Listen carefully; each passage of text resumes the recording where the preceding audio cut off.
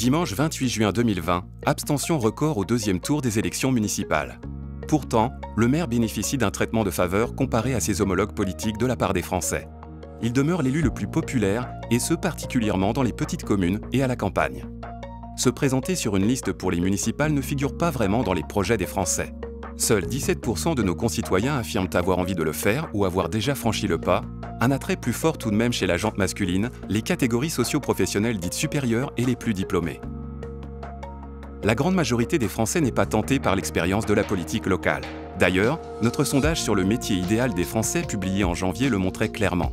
Avec 5% de citations seulement, homme politique est bien le dernier métier que les Français rêveraient d'exercer. Si nos compatriotes boudent ouvertement l'engagement politique ou politisé, d'autres formes d'engagement les attirent.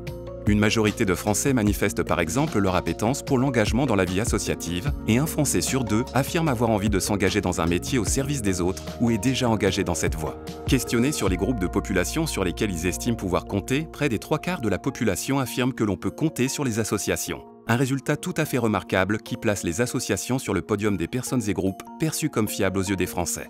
Très largement reconnues comme un acteur de confiance, les associations arrivent en effet en 3e position derrière la famille et les amis, s'invitant dans une relation de quasi-proximité et de confiance avec la population.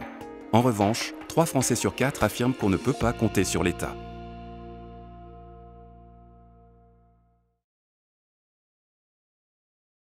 Cette enquête conforte notre mission et nos actions historiques de solidarité et d'entraide, et je m'en réjouis.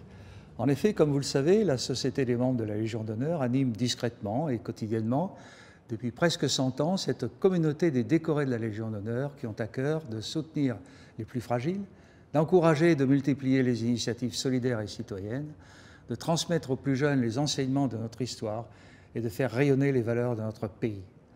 La crise sanitaire, sociale et économique que nous traversons révèle aujourd'hui l'impérieuse nécessité de renforcer notre engagement, déjà très fort, sur le terrain des nouvelles solidarités.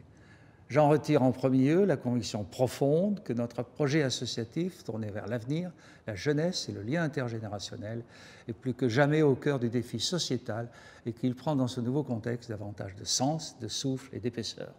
Pour l'avenir, je propose que la SMLH puisse apprécier et mesurer les actions les plus emblématiques mises en œuvre au quotidien sur le territoire national dans le cadre d'un baromètre annuel de la solidarité.